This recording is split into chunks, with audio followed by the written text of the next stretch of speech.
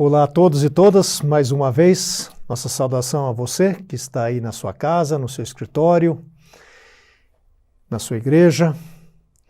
Obrigado pela sua presença, pela sua audiência. Nós estamos fazendo, nesta oportunidade, o programa de número 11. Nosso programa tem por título Curiosidades Bíblicas e Histórias do Cristianismo. É um programa produzido pela Faculdade Teológica Sul-Americana. E nós estamos, dentro do nosso programa, fazendo uma série História da Bíblia. Vimos no programa anterior a parte número 1. Esta série terá 6 partes. E hoje nós vamos ter a parte número 2, Formação e Cânon do Novo Testamento. Então você ainda tem tempo, copie o link aí, mande para alguém que talvez não saiba muita coisa, como é que surgiu o Novo Testamento, como se deu a formação do Novo Testamento, dos livros do Novo Testamento. É sobre isso que nós vamos tratar nesta oportunidade, mais uma vez com o professor Wander de Lara Proença. Bem-vindo, Wander. Obrigado a você, sempre um prazer, estar de volta aqui. E dando sequência agora nesta série que iniciamos no último programa, e vai ser muito interessante dar continuidade hoje ao que a gente já viu. E aí fica a sugestão para quem não assistiu o anterior, confira lá, e falar da história da Bíblia, né? Porque a Bíblia tem uma historicidade, ela também foi fruto de um longo processo histórico, que às vezes a gente não consegue dimensionar hoje. Só para ter uma ideia, a Bíblia é considerado o livro mais lido em toda a história e mais traduzido também. Hoje a Bíblia está traduzida para mais de 3.000 línguas e idiomas. A Bíblia completa em 700 línguas, toda ela já. O Novo Testamento completo, mais de 1.500 línguas. E nós temos daí fragmentos ou partes da Bíblia para mais também de 1.000 línguas. Então, um total de 7.000 línguas ou idiomas que são falados comumente pelo mundo, nós temos aí mais de 3.000 já com tradução da Bíblia. Então, estudar como esse livro se tornou, todo esse, um livro que conseguiu ter toda essa dimensão de leitores, de alcance, é algo extremamente importante do ponto de vista histórico. E algumas tribos, ainda sem a escrita, nós temos pessoas trabalhando ainda, não é, Wander? Sim, na tradução. Não se fala muito, fragmentos. mas nós temos gente trabalhando na tradução da Bíblia. Que é um grande desafio para fazer com que a mensagem chegue às diferentes culturas com a sua especificidade cultural, porque não é um trabalho fácil, o trabalho de tradução, porque tem um elemento cultural também. Nós temos história de certas traduções com 30, 40 anos de produção para chegar no texto final. Sim. Então temos que dar valor ao texto sagrado e ao texto que nós temos aí nas nossas mãos. Muito. E junto a isso, nós vamos ver também outros programas aí pela frente, o trabalho daqueles que se dedicaram às primeiras traduções lá dos originais, do hebraico, do grego, para outras línguas, como é o caso de Jerônimo, que gastou 30 anos da vida dele dentro de um monastério para traduzir a Bíblia inteira para o latim. É uma vida inteira. Nós não temos ideia disso, O missionário ou alguém chega numa tribo que não tem escrita, é só oral. Então você primeiro tem que aprender aquela língua, depois colocar aquela língua de forma escrita, Sim. Ensinar a ler aquilo, Exato. Para depois começar a fazer uma tradução. Vai mesmo uns 30, 40 anos.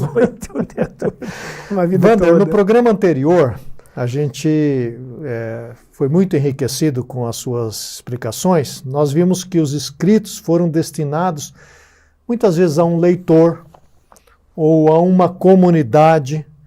Quando e por que os escritos começaram a circular em conjunto, esse que a gente chama então esse corpo textual, Como que isso se deu? Ok, uma questão bem importante.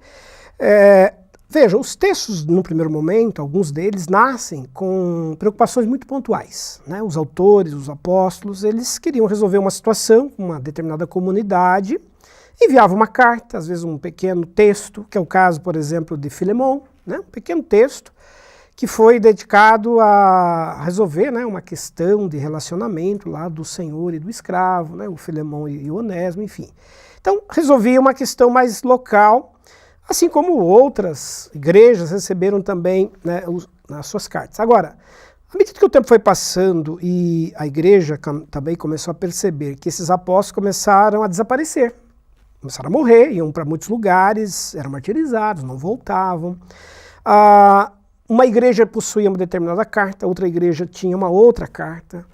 Nasce uma preocupação de começar a se juntar juntar esse material para assegurar uma visão mais, né, uniforme, uma visão um pouco mais próxima daquilo que era a tradição apostólica, dos diferentes apóstolos, acerca da fé, acerca da experiência, né, religiosa. Então, começa a surgir as primeiras preocupações, por exemplo, em Éfeso, com a escola paulina, que lá existia, de reunir as cartas de Paulo. Vamos começar a juntar as cartas de Paulo, formar um corpus, né, um corpus paulino, corpo textual, para preservar o pensamento de Paulo na cidade de Éfeso, e não só isso, poder reproduzir esses materiais, né, conjuntamente para as diversas igrejas paulinas fundadas por Paulo. Mesma coisa a escola joanina vai fazer, a escola também de Jerusalém. E outra questão tem a ver com as perseguições. À medida que as perseguições começaram a vir, literaturas cristãs começaram a ser localizadas, destruídas, queimadas, você ter um grupo, um corpo textual guardado, protegido num dado lugar, era uma garantia. Se for perseguido uma região lá e se perder a carta, ninguém mais tem cópia. Então, juntar, guardar e preservar isto num local um pouco mais reservado e de segurança foi uma das preocupações também dos primeiros cristãos. Ainda bem, não? É a mesma coisa você hoje em dia, você tem os seus dados todos aí no computador, certamente você guarda cópias disso em outros lugares, porque a possibilidade de perder é muito grande. Não é diferente da época anterior, apenas que eles tinham outro procedimento na tratativa de guardar isso. Alguns livros, Wander, da Bíblia, são enormes, né? Grandes, outros curtinhos, né? Uma folha e meia, né? Filemão, Judas. Atos já tem, não sei lá, né? Tantos são e 28 tal. capítulos. E Lucas também é grande, Mateus. Por que essa disparidade de tamanho? Ok, existem circunstâncias muito pontuais envolvendo esses textos. Há relatos breves, pequenos, em que o autor estava querendo resolver uma questão muito imediata, como a gente acabou de comentar, o caso de Filemão. Paulo está enviando de volta para Filemão o Onésimo, que era possivelmente um escravo de Filemão, que havia fugido e agora se convertera, e ele quer que Filemão trate agora o Onésimo de forma diferente. Então ele manda junto com o Onésimo um bilhete, um pequeno bilhete pessoal, explicando que ele deveria agora agir assim, se comportar daquela maneira. João também, quando escreve a terceira carta, por exemplo, lá ao Gaio, né, que é o líder local, diz, olha, eu estou mandando aí para você ficar atento com a pregação de falsos líderes, uma recomendação muito... Era coisa pontual, né? Pontual, imediata. E aí o próprio João diz, mas eu espero ir brevemente, em breve, ir ter com você pessoalmente para resolver isso. Então, enquanto os apóstolos estavam por perto das suas igrejas, das suas comunidades, eles começaram a resolver isso mais facilmente, por pequenos textos e envios. Mas à medida que esse texto estava mais distante agora do apóstolo, à medida que havia uma preocupação, né, em fixar uma orientação mais ampla para a igreja, devido aos problemas que estavam acontecendo, dúvidas, dificuldades, esses textos vão se ampliando. O caso de Atos, por exemplo, é considerado uma espécie de história da igreja que estava sendo escrita. O autor para no capítulo 28 e encerra ali, dando a ideia que queria continuar. É o famoso capítulo 29 de Atos, que não foi escrito, né? Ele coloca um ponto, não termina, não conclui, dando a ideia de que ele voltaria a escrever mais. Por alguma razão, não voltou a escrever. Então, os tamanhos dos livros têm muito dessa preocupação mais imediata. E tem uma questão também que eu acho interessante colocar, é que esses textos, alguns deles são muito pessoais, não são para uma igreja inteira, né, são destinados a determinadas pessoas. Mas aí, com o passar do tempo, esses textos começaram, né, a dar mais sentido quando colocados junto a outros. E aí começaram, então, né, os primeiros cristãos a ter uma preocupação de começar a juntar essas partes. Por exemplo, a carta, ou as cartas aos Coríntios. Nós temos 2 cartas hoje, né, primeira e segunda cartas do Novo Testamento. Mas, na verdade, os pesquisadores, os eruditos que estudam aquelas cartas, dizem que são 4. Então, o apóstolo mandou 4 cartas em épocas diferentes, mas que, com o passar do tempo, foram juntando as partes para dar mais sentido, para dar uma visão um pouco mais conjunta. E aí fixaram as 2 que nós conhecemos também, hoje. André, é provável que uma certa situação que gerou uma carta, esta situação ocorria também em outros lugares, né? E aquela orientação já servia para outros lugares também. Né? Exatamente. Aí eles enviam, né, levam para frente, tornando aquele texto um texto circular, que começa, então, a orientar problemas comuns, como você bem colocou, de outros lugares. Exato, porque a solução era a mesma. Era a mesma. Exato. Falando desses textos pequenos, Wander, isso me lembra uma coisa, uma curiosidade minha. Quando eu li a Bíblia pela primeira vez, que eu queria lê-la toda uma vez, né? Naturalmente que eu acabei lendo mais vezes, mas a primeira vez que eu fiz isso, eu comecei com os textos pequenos.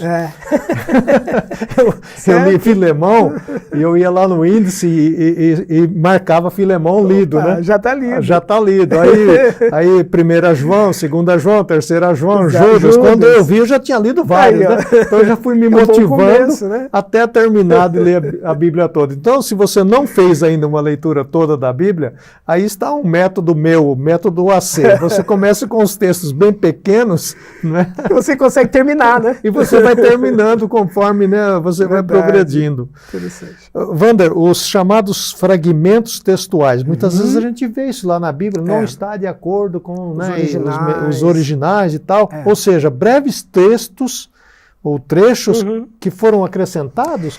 Como é que se deu isso? Isso, aconteceu o seguinte, assim, ao longo de todo esse processo que envolveu a canonização, a gente está tratando da canonização, que é um processo longo, né, de pelo menos 4 séculos de processo, determinadas cópias acabavam sofrendo perdas do tempo mesmo, porque, por exemplo, o pergaminho é um rolo, você enrola, e também o papiro, né, são rolos. À medida que se abre, se fecha, se usa, com o tempo há um desgaste das bordas desses materiais e muitas vezes se perde.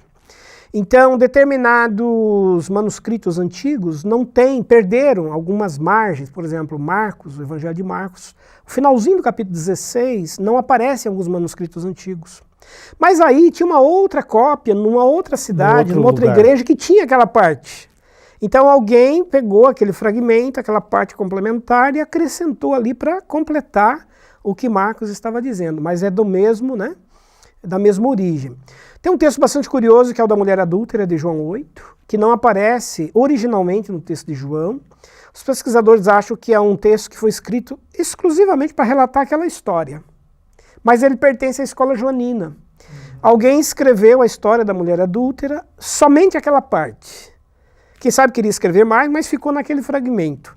Com o passar do tempo, a igreja achou por bem pegar aquele relato da mulher adúltera e incluir ali no texto de João, porque faz parte da escola, né, da escola joanina. Então nós vamos ter esses fragmentos textuais sendo utilizados para complementação à medida que os textos serão compilados, serão copiados. E mais tarde, né, os tradutores, quando vão fazer a verificação dos originais para fazerem as suas traduções, eles acabam fazendo essas observações. Se a gente pega mesmo a Bíblia do João Ferreira de Almeida, no contexto aqui do Brasil, da língua portuguesa, muitas vezes aparece lá, entre colchetes não aparecem determinados manuscritos, mas estão em outros manuscritos. Então é um trabalho bem artesanal de juntando peças de fragmentos que estavam espalhados pelo mundo antigo. Aí aquilo que falamos no programa anterior, a questão da comunidade, né? Eles iam compartilhando o conhecimento, né? Perfeito, para não se perder, para preservar, né? Eles acabavam juntando isso a peças maiores, né? Peças textuais maiores. Wander, quando a gente lê o Novo Testamento, eu espero que a turma esteja lendo, né? Quando lemos o Novo Testamento, observamos, por exemplo, cânticos, hinos, orações, né? É um outro tipo de linguagem, é um gênero.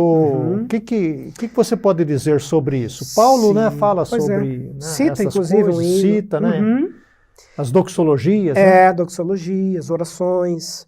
Sim, nós temos os chamados gêneros textuais no Novo Testamento, que são formas próprias de textos que vão se juntando, né, formando ali um grande tecido, um grande mosaico. Por exemplo, nos evangelhos nós temos parábolas, que é um gênero textual de contar histórias, né, típico ali da cultura judaica dos dias de Jesus, e que Jesus se utiliza de parábolas e insere ali. Jesus era o único a utilizar o Ele é bastante original, é considerado um método criado por Jesus. É contar mesmo? Parábolas naquela maneira que ele conta.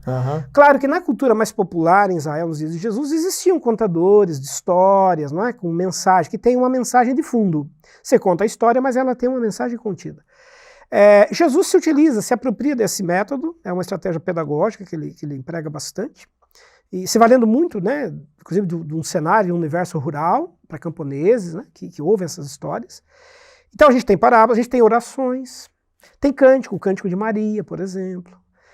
Paulo, quando vai escrever Filipenses, né, Filipenses 2, 5 a 11, é um hino, chamado hino cristológico, ou seja, os pesquisadores acham e entendem que aquilo ali já era uma letra de um cântico, que era cantado, celebrado nas comunidades, especialmente no momento da ceia. E que foi incorporado. E que o apóstolo, na hora de escrever, exatamente, na hora de escrever, ele se lembrou da mensagem, viu que aquele texto, aquele cântico tinha uma relação com o que ele estava escrevendo, e ele então transcreve na carta a letra daquele cântico para explicar o que ele estava querendo mostrar. Esse de Paulo, de Filipenses, segundo autores, é o primeiro hino, né? É um primeiro hino, é um texto assim, riquíssimo, porque ele é muito teológico, ele é cristológico, ele dá a dimensão, né, da encarnação de Jesus, da sua missão. É quase que um resumo do cristianismo. É uma declaração de fé, a igreja cantava e celebrava o que ela acreditava, e usado muito na hora da ceia cristã, porque falava da morte, da encarnação dele e da ressurreição e do seu governo, do seu senhorio. Então, eu acho que esse é um outro dado muito interessante. Os cânticos, eles eram carregados de fundamentação bíblica, teológica, né? Um cuidado no que se cantava. E a igreja primitiva vai ter muito cuidado no que ela cantava. Acho que isso vale para a gente pensar um pouco hoje, né?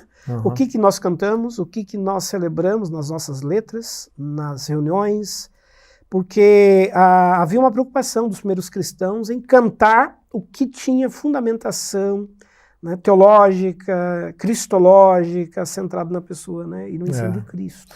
Você falou uma coisa interessante, né? Hoje nós precisamos ter um cuidado com as letras. Nossas letras não refletem muitas vezes, aliás, nossas letras muitas vezes contradizem a Bíblia. Eu quero que você saiba disso. Eu quero falar o seguinte, que às vezes eu vou no culto, tem coisa que eu não canto, não. Eu fico só olhando, mas eu não canto. Porque é uma teologia estranha. É uma teologia estranha, não tem nada a ver com a Bíblia, com a palavra de Deus. Então, eu preciso conhecer a Bíblia até por isso. Eu quero deixar um desafio a você que está nos vendo. Se você é poeta, se você é um músico, um compositor, faça letras que tenham a ver com a Bíblia, com a teologia bíblica, com a história bíblica. São letras que vão perdurar. Hoje a gente canta um cântico num domingo, nunca mais canta aquilo. Não consegue nem lembrar mais daquilo, né? Eu não consigo decorar um cântico, porque todo domingo é um diferente, né? E a igreja primitiva, ela usou muito da liturgia, das reuniões, para poder transmitir esses fragmentos. Então a gente teria, dentro da pergunta que você coloca, textos que precedem a própria narrativa escrita. Já eram textos compartilhados. Aquilo que nós falamos do oral, né? Exatamente. A tradição oral que já era... A tradição oral pela música, pela né? música, ensinada, que transmitida. interessante, né? O ato celebrativo da ceia, aquelas palavras que Paulo cita em Coríntios, porque eu também recebi o que vos entreguei, aquilo ali era recitado em todas as comunidades, por todos. Então, é uma forma, né, única de se celebrar. O rito também, né, as palavras do batismo, a doxologia, que são aquelas bênçãos finais que encerram as cartas, a bênção apostólica. Então, são formas que já circulavam nas primeiras comunidades cristãs, de forma oral, na tradição oral, e que depois são transportadas, redigidas para fazer a composição dos escritos. Bastante desafiador isso para nós hoje. Interessante. Wander, alguns livros do Novo Testamento tem um destinatário específico. Nós já falamos um pouco sobre isso, né? Aparece então nome de cidades, de pessoas e outros não é? Então, isso não significa que um é mais ou menos do que o outro, não é? Ou tem mais ou menos importância, não é isso? Exatamente. Nós temos, assim, em linhas gerais, duas categorias de textos, né, do Novo Testamento em termos de destinatários, né, que é a questão que a gente traz aqui. Existem textos que são claramente, né, dirigidos a um grupo ou a uma pessoa, né? Lucas, já citamos aqui, escreve e diz, olha, estou escrevendo para você, Teófilo, que encomendou aquele texto e que depois acabou sendo compartilhado, né, para outras comunidades, em outras regiões, especialmente da Grécia, né, onde Teófilo atuava, segundo, né, pesquisa sobre a vida dele. E então tem um destinatário. Paulo, quando escreve a Filemão, já citamos. Quando ele escreve aos Romanos, ele menciona, né, que está mandando para a cidade de Roma. Mas há outros textos que não têm um destinatário específico. E aí se tornam textos chamados universais, que valem para ou para muitas comunidades diferentes. Pedro, quando escreve as cartas, já de Roma, falando das perseguições que a igreja estava sofrendo, ele diz, olha, estou mandando aqueles que estão espalhados, né? Estão na dispensação. Mas aí você tem uma igreja muito geral, essas cartas circulam. É interessante observar, por exemplo, Efésios, os pesquisadores dão esse exemplo. Como havia uma escola paulina em Éfeso, é muito provável que a carta aos Efésios seja uma compilação, um compêndio, que valeu para várias outras comunidades. Ficou com o nome de Efésios porque foi ali que o texto foi finalizado, guardado e preservado. Mas não era necessariamente para os Efésios só, né? São as cartas circulares que tinham uma função de transmitir o conhecimento, o ensinamento para igrejas muito diversas que estavam começando a se espalhar por tantos lugares do mundo antigo. Wander, nesse sentido, hoje um pregador, uma pregadora, um estudioso da Bíblia, não precisa ser pregador, né? Todos nós temos que estudar a Bíblia. Então, a gente tem que se transportar para aquela época e estudar aquela carta naquele contexto, é isso? Isso é muito interessante. Assim, quando os nomes vão aparecer nos escritos, né, eles estão chamando a atenção para algumas questões também locais. Por exemplo, Coríntios. Né, as cartas aos Coríntios são cartas. Tem uma questão cultural, histórica, subjacente ali, muito importante para o leitor. E aí o conhecimento da história, o conhecimento do contexto, e aqui na faculdade, nos cursos que nós, né, trabalhamos e ministramos em teologia, tem essa função, esse papel. Fazer a chamada exegese de um texto, análise de um texto bíblico, requer um cuidado com o seu contexto. Aquele texto está falando, num primeiro momento, àquela comunidade. Ao leitor original, né? Original, aquela realidade. Corinto, por exemplo, é uma cidade complexa, do ponto de vista cultural, de costumes, tradições. Vai se falar, por exemplo, da mulher em Corinto. Tem toda uma questão cultural envolvendo a mulher, o culto a Afrodite, né, os costumes que envolviam a mulher naquela cidade. Aí Paulo, quando manda a carta, ele está tentando resolver uma série de problemas e dificuldades que estavam surgindo em decorrência desse contexto. Se alguém pega esse texto lá, hoje, né, de lá, e traz hoje para cá, isoladamente, sem essa noção do que era o contexto imediato, corre o risco de aplicar isso de forma, né, arbitrária, descontextualizada, errônea, né? Anacrônica, fora de tempo, e querer impor determinadas práticas sobre uma realidade que hoje não é, né, não faz sentido com aquilo que o apóstolo queria ensinar e dizer.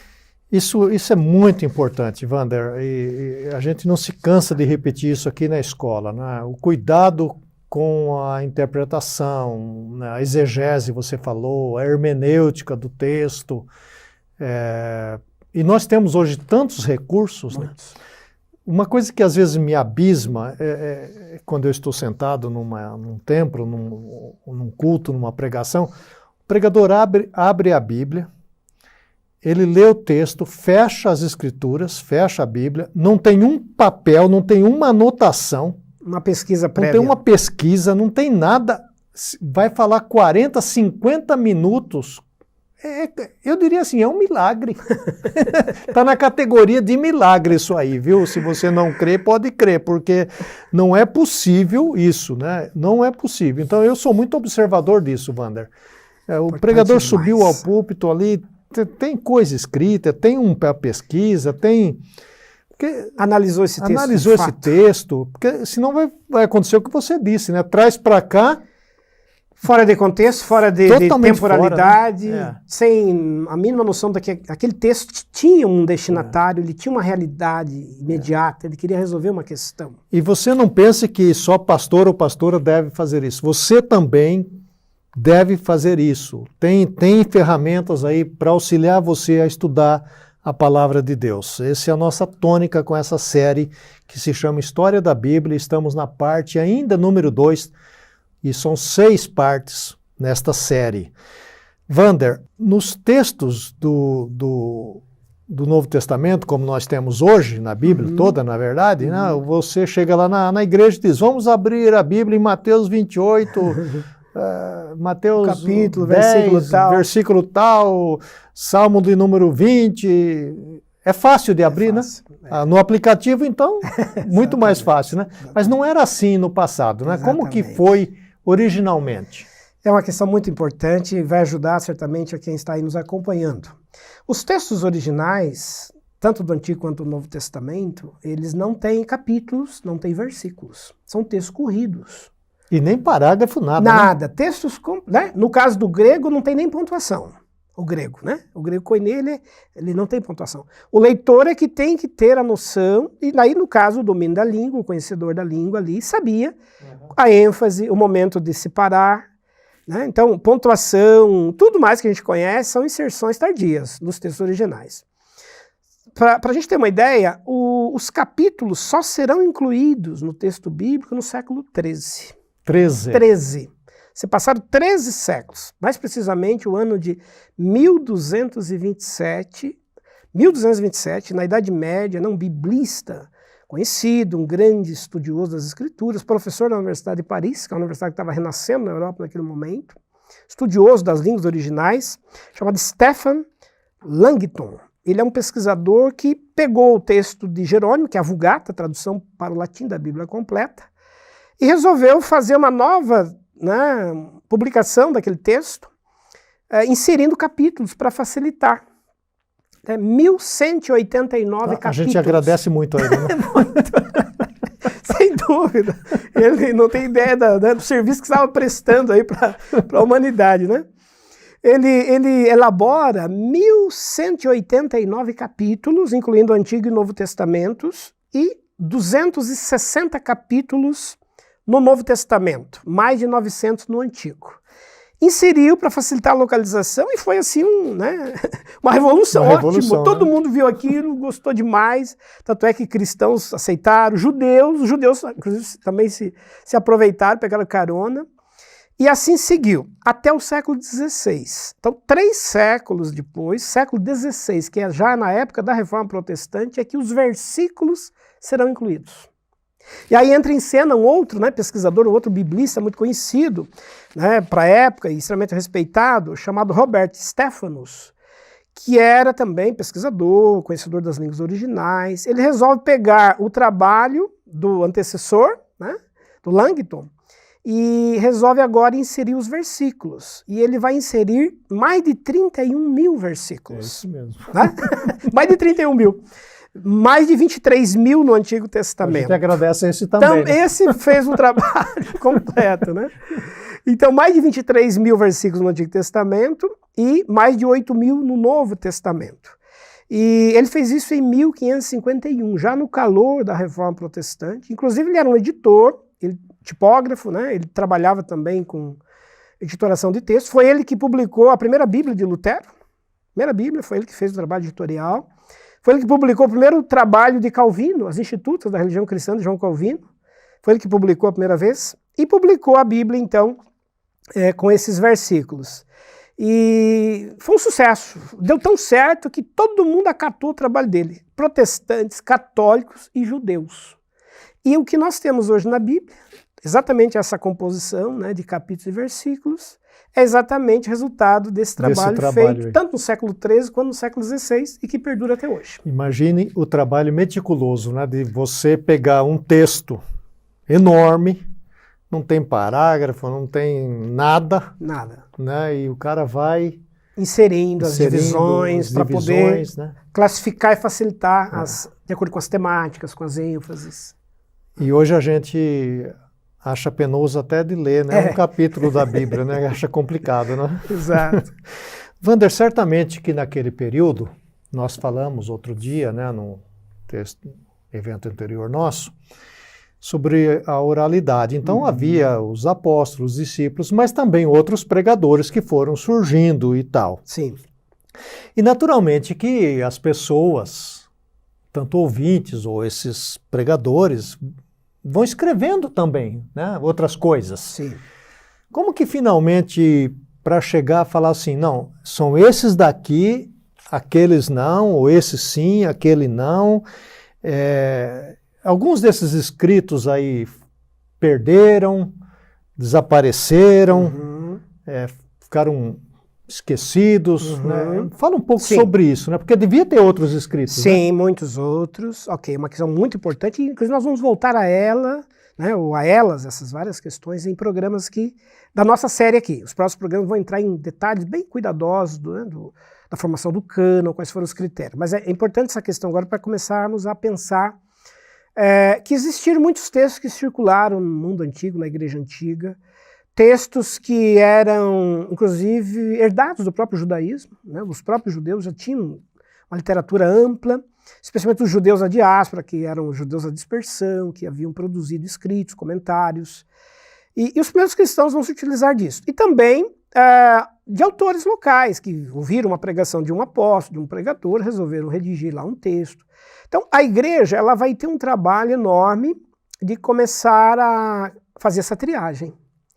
À medida que começou a se pensar num cânon, daqui a pouco a gente vai falar disso, né, das primeiras preocupações de formar um cânon bíblico, que é a junção, a composição desses livros num único texto sagrado, começou um trabalho enorme de busca desses materiais, de pesquisa desses materiais, e aí se constata que alguns deles até tinham se perdido. Por exemplo, Paulo ele menciona, quando escreve aos Colossenses, que ele também havia mandado uma carta para a igreja de Laodiceia.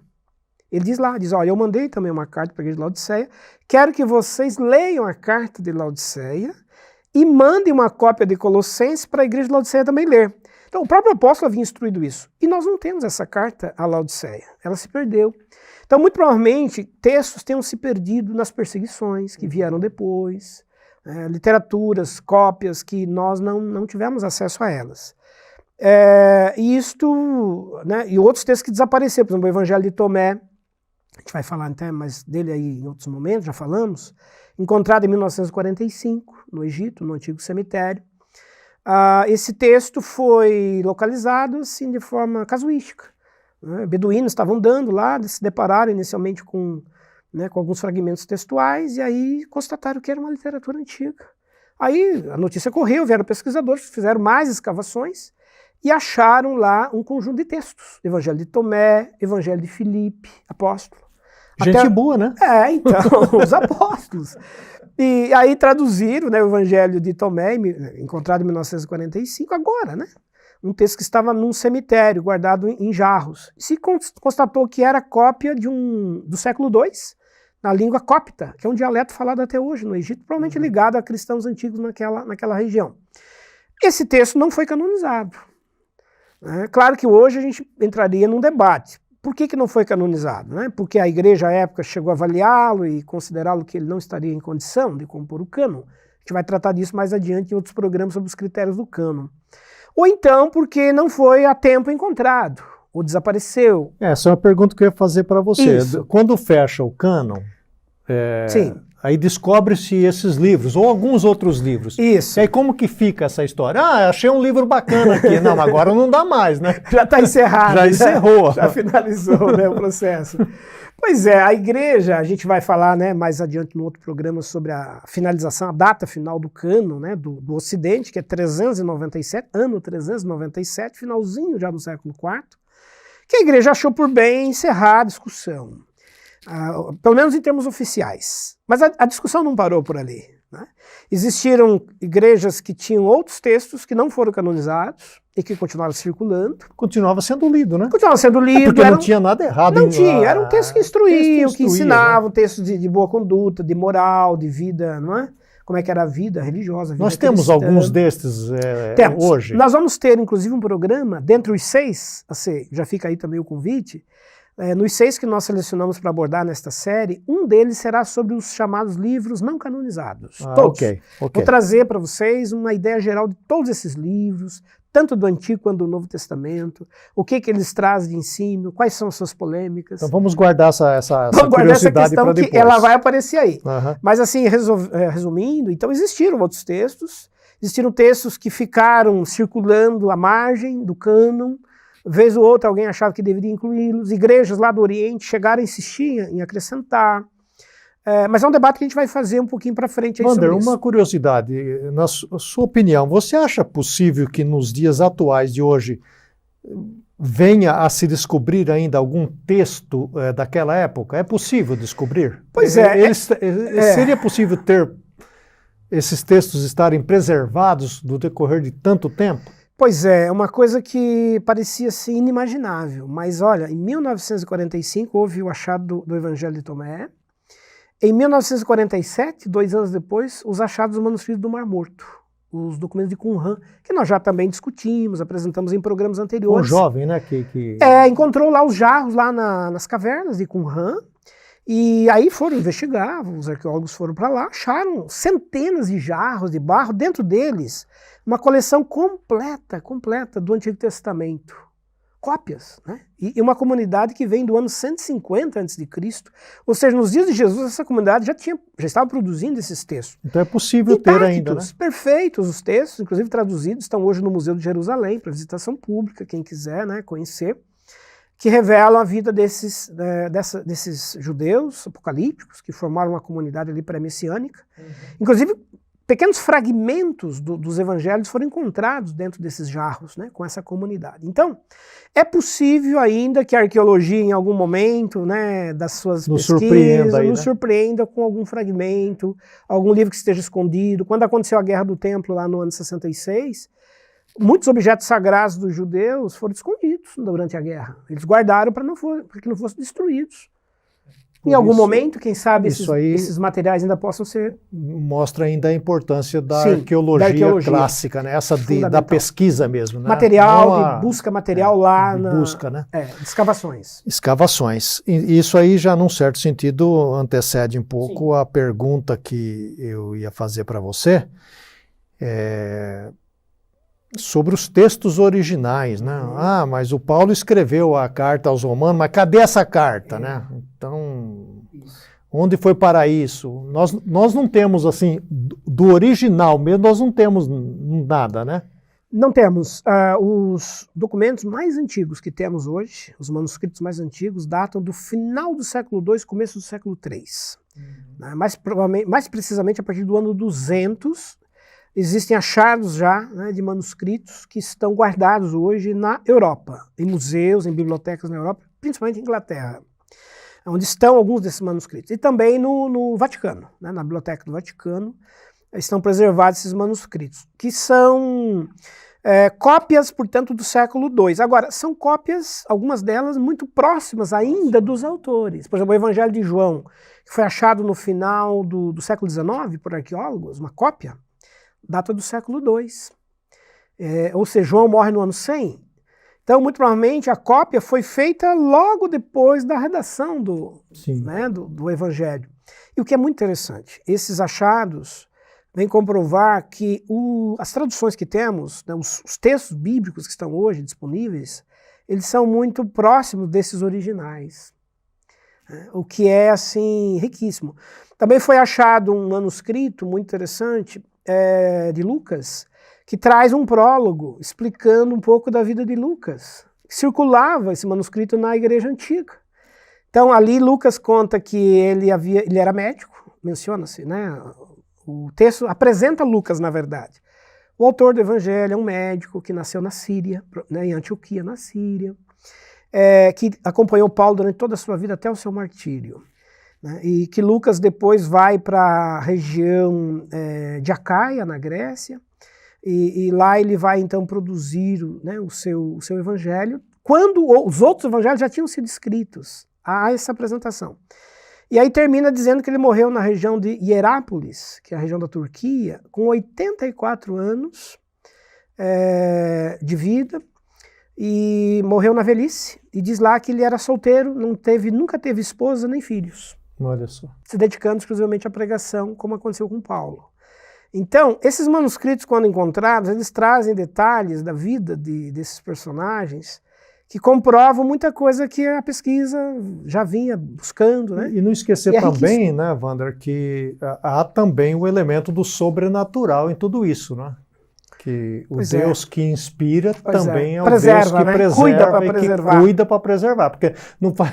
Pela lógica, não faria sentido Deus ter inspirado e depois deixar de se perder e não ter tido esse cuidado da preservação, né? Então, a gente precisa lembrar isso. Se o Espírito inspirou, Deus também tem o cuidado de preservar as suas escrituras. E isso que você diz há pouco, que é muito importante, as contribuições do conhecimento, da ciência, da pesquisa, da arqueologia, né? Essa providência divina se dá também a partir das investigações, né, de pesquisadores que gastam a vida tentando achar esses fragmentos, traduzi-los, disponibilizá-los. Então, o resultado que a gente tem hoje dos textos traduzidos é resultado de um longo processo histórico que custou a vida de muita gente. Pessoas que se dedicavam a isso. Por isso que eu não gosto muito daquela ideia que a gente vê muitas vezes na igreja, mas aquele autor é só teórico, não sabe nada de prática. Gente, isso é de uma ignorância fenomenal, não é? Nós precisamos do cientista, do acadêmico que pesquisa, que vai a fundo e traz para a gente esmiuçado. Enriquece, né? O conhecimento. Eu que não tenho, vamos dizer, aquela capacidade, ou não fui chamado para fazer aquilo, eu sou abençoado com aquele trabalho. Então, vamos parar com essa coisa, né? É uma comunidade, como nós estamos falando, né? De gente que pesquisa, que fica atento, e a gente lê e traduz, né? Para nossos dias. Agora, Wander, você já falou várias vezes e usou essa expressão cânon. Isso. C-A-N-O-N, cânon. O que é isso? Muito importante. Legal. É uma palavra de origem grega, né, que na sua originalidade significa vara de medir. É uma vara, é um junco, ou a gente diria hoje um pedaço de madeira, vamos imaginar aí com 1 metro, né, para poder medir, usar como medida. E o termo foi trazido para identificar os escritos bíblicos, no sentido de serem eles a medida da fé. A igreja precisa ter uma medida de fé, em que ela acredita de fato, até onde ela pode acreditar.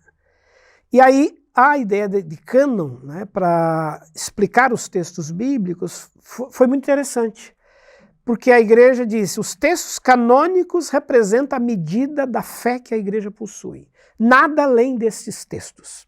Nem menos, nem mais. Nem mais. Por isso que Apocalipse, quando termina lá, diz, né, cuidado para que ninguém acrescente e ninguém tire. O termo ali, a ideia ali é de medida. Ali está a medida certa. Nem aumentar, nem diminuir. Então a palavra cânon, ela, né, originalmente significa vara de medir, ou medida da fé. No caso uma palavra grega, né? Grega, de origem grega. Do grego koiné. Então o povo sabia, né, que era isso, sabia. né? É a medida, é a nossa medida de fé. É isso aí. Os livros foram medidos, a gente vai falar de critérios da canonização, né, em programas para frente. Cada livro que veio compor o Novo Testamento foi submetido a essa medida. Ele teve que atender a critérios de medida para poder ser canonizado. É interessante já agora, ainda que a gente vai ter outros programas, esse foi um processo, né? Não foi um evento, né? Que todo mundo se reuniu numa sala e falou, são esses aqui. Vamos decidir agora aqui, né? Vamos votar, né? Qual é, né? Um longo processo. Um longo processo. Para a gente ter uma noção, o primeiro livro é escrito no ano 50, que é Tessalonicense, né? E vai terminar o processo de canonização no Ocidente no ano 397. Então são mais de 300 anos, são 4 séculos. De processo entre a primeira escritura, o primeiro registro e a finalização do cânon com 27. Que coisa fascinante você pensar, né, que Quem começou não concluiu, quem estava no meio não viu quem estava na Exatamente. ponta, nem no fim, quem estava no fim não viu Exatamente. quem estava no começo, né? Todos ajudaram, contribuíram de alguma maneira. Nós vamos ver nos programas futuros aí assim, o trabalho que foi feito. Um trabalho meticuloso. A escola, chamada Escola Lucana, né? Lucas, ele criou uma espécie de escola de pesquisadores. Eles iam à busca dos livros nas comunidades, livros que estavam perdidos. Foram checar a veracidade, se eram autênticos, ou se eram pseudepígrafos, alguém que escreveu usando o nome de um apóstolo, mas não era do apóstolo. A gente vai ver exemplos, né? Evangelho de Pedro, Apocalipse de Pedro, Apocalipse de Paulo. Existiram pelo menos 4 ou 5 apocalipses que circulavam na igreja antiga e que a igreja teve que chegar um momento e dizer qual apocalipse, afinal, que é né? o autêntico, o apostólico. E aí chegaram na medida certa ao Apocalipse de João. Esse pessoal era quase como se um investigador, né? Sim. Onde que estão as fontes e nós vamos buscar e colocar aqui para fazer isso. Tem que estar dentro da medida apostólica. Isso me lembra um pouco aquele filme lá, O Nome da Rosa, né? que eles têm lá uma equipe só de pesquisadores, sim, né? para investigar os detalhes. Investigar os detalhes, né? Evidências. É um filme interessante para você ver. E Wander, dentro desse aspecto, então, os livros que foram escolhidos, os que não foram, deu-se, pelo menos estamos falando do protestantismo, sim. né? Que isso fique bem claro, né, para os nossos ouvintes. Não estamos aqui diminuindo em nada, mas na visão protestante, os livros apócrifos. Isso. O que é isso? Ok. É o termo paralelo ao canônico.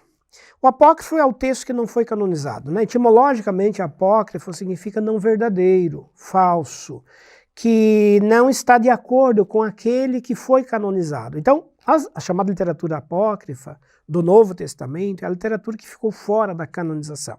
Nós vamos ter um programa inteiro para a gente mostrar para vocês sobre esses livros, seus detalhes. Na tradição católica, usa-se o termo deuterocanônico. São livros que depois do cânon já ter sido finalizado foram acrescidos.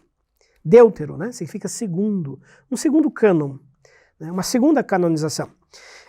No caso que nós estamos vendo hoje aqui, no caso protestante, do protestantismo, eles vão usar os protestantes vão usar esse termo para dizer os livros que não foram canonizados são os apócrifos. São aqueles que não são inspirados ou não são verdadeiros dentro dessa medida de fé como os demais. Tem alguns que são bem famosos, né? Muitos, inclusive do Novo Testamento. Hoje os pesquisadores estudam, né? Nós já demos exemplos aqui em programas anteriores, esses livros com seu significado histórico, porque eles têm elementos históricos muito interessantes.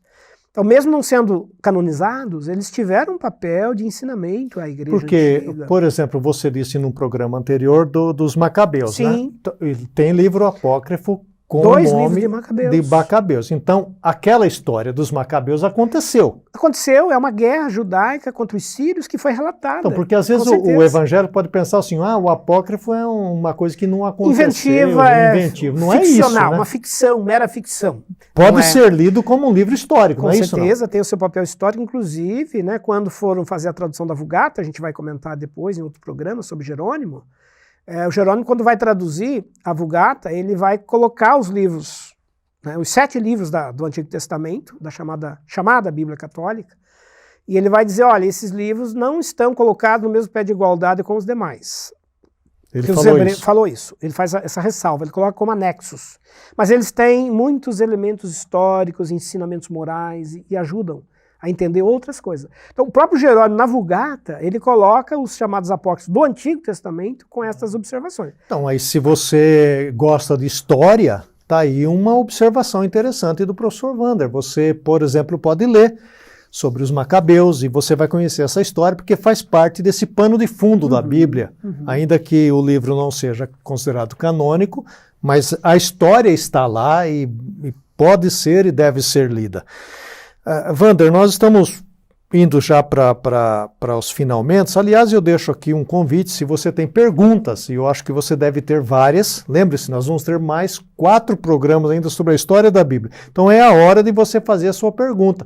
No próximo programa nós vamos procurar responder às suas indagações. Já falamos que o cânon, né, demorou esse tempo todo. Quando e por que começou a surgir a preocupação de se formar o cânon do Novo Testamento? Ok. Pelas razões que a gente viu também já em programas anteriores, a igreja, à medida que começou a perceber que os apóstolos estavam morrendo, a voz deles, que era a voz da testemunha ocular, eles tinham visto os fatos, os acontecimentos, e a verdade estava, portanto, nessa fala apostólica. E eles vão morrendo, vão desaparecendo, a igreja começa a se preocupar. Pô, mas peraí, né? Daqui a pouco nós não vamos ter mais esses apóstolos. Segundo aspecto, a igreja começa a sair do mundo judaico, que era um mundo mais confortável, mais protegido, e vai avançar para culturas muito complexas, do ponto de vista histórico, cultural e de crenças. O mundo greco-romano era um mundo extremamente plural em termos de crença. Claro, os problemas e as polêmicas começaram a surgir. Dúvidas sobre quem era Jesus, sobre, né, os ensinamentos que ele deixou, sobre a vida após a morte, enfim. Então, a igreja começa a ser desafiada a trazer respostas. E aí uma preocupação em começar a juntar esses materiais e começar a compilar para que esses textos pudessem dar uma segurança, né, acerca da questão da fé. Também autores pseudoepígrafos, como já dissemos também, que se diziam no nome dos apóstolos, escrevendo, e a igreja foi pesquisar e descobriu que não eram textos autênticos. Então, a preocupação em se falar, né, e formar um cânon para assegurar a continuidade do ensino apostólico. E aí, fechando, né, dentro dessas razões, a gente tem o caso da ideia da volta de Jesus, né? Os primeiros cristãos chegaram a imaginar que ele voltaria ali em 2 décadas, né? Ele voltaria naquela geração ali do primeiro século. Mas porque alguns textos dão mesmo essa impressão, ideia, né? Não passará sem que tudo isso aconteça, né, e tudo mais. Mas à medida que a igreja percebe que esse tempo está demorando e pelo jeito não vai acontecer tão já, melhor escrever isso, né? Ela acha melhor fixar, escrever para garantir, né, e perceber que isso tinha que ser levado para frente ao longo do tempo. Então, a preocupação em formar um cânon é resultado de todo esse processo, né?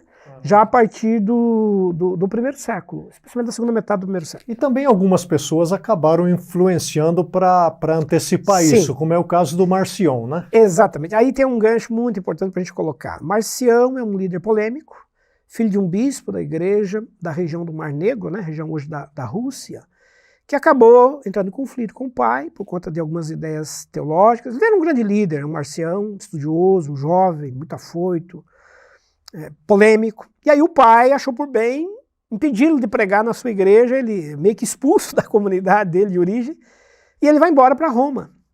Ao chegar em Roma, ele encontra Valentino, que era um outro pregador gnóstico cristão, que estava disseminando algumas ideias bastante polêmicas também. Os dois se juntam e resolvem fundar uma nova igreja, a Igreja Cristã Marcionita, fundada em Roma pelo ano 140.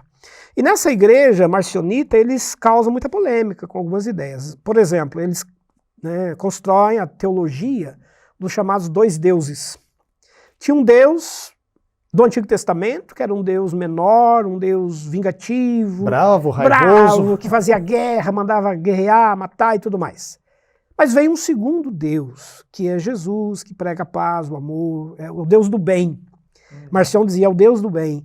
E aí ele dizia, esses 2 deuses eles não têm nada a ver um com o outro, eles são completamente diferentes e distantes. Então, Marcião ele separa Jesus da ideia do Pai, da ideia da Trindade, que a igreja estava começando a elaborar. Então essa é uma questão polêmica. Tem outros, por exemplo, ele chegou a ensinar o chamado batismo em favor dos mortos, né? A ideia é que os vivos podem batizar em favor da família, que já morreu, de entes queridos, que é uma prática que algumas religiões ainda contemporâneas fazem. E por fim, e aí nos interessa mais diretamente, o Marcion criou o primeiro cânon do Novo Testamento, formado por 11 livros.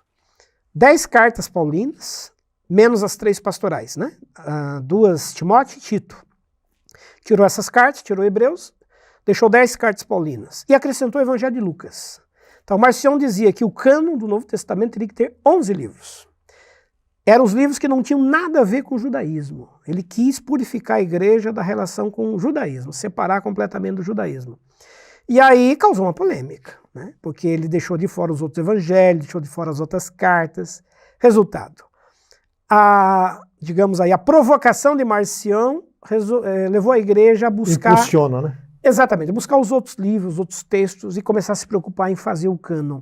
Então a gente costuma brincar e dizer que até os hereges, né, que o Marcião foi chamado de herege, acabam de alguma maneira participando da história e provocando as respostas. Hoje o Marcião ia fazer sucesso, né? Só uma Bíblia pequenininha, só 11 livros, né? Não tenho dúvida. Não tenho dúvida que hoje ele não seria expulso da igreja, não, viu? Hoje ele seria guindado aí a uma grande liderança, viu? Porque, né, você lê todos esses livros da Bíblia, né? Muito. Wander, que coisa fantástica a história da Bíblia, que nós estamos considerando aqui. História da Bíblia, programa de número 2, uma série de 6 partes, e estamos na segunda delas. E eu queria deixar aqui um desafio a você. Estude teologia, estude a Bíblia, você tem ferramentas. Se você quiser fazer um curso mais elaborado, a Faculdade Teológica Sul-Americana tem um bacharel em teologia em 3 anos, reconhecido pelo MEC.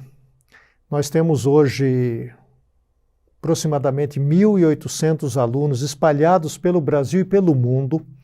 Temos a pós-graduação.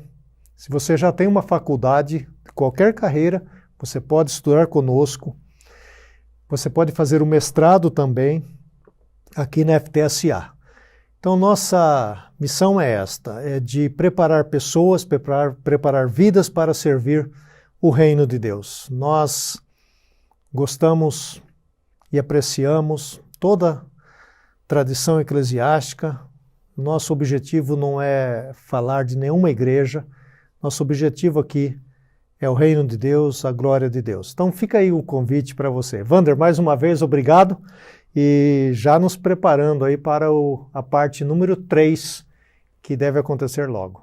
Isso, ótimo. E aguardamos a todos aí para acompanhar o próximo programa. Vamos continuar essa série, que é fantástico, né? Entender como é que tudo se formou historicamente.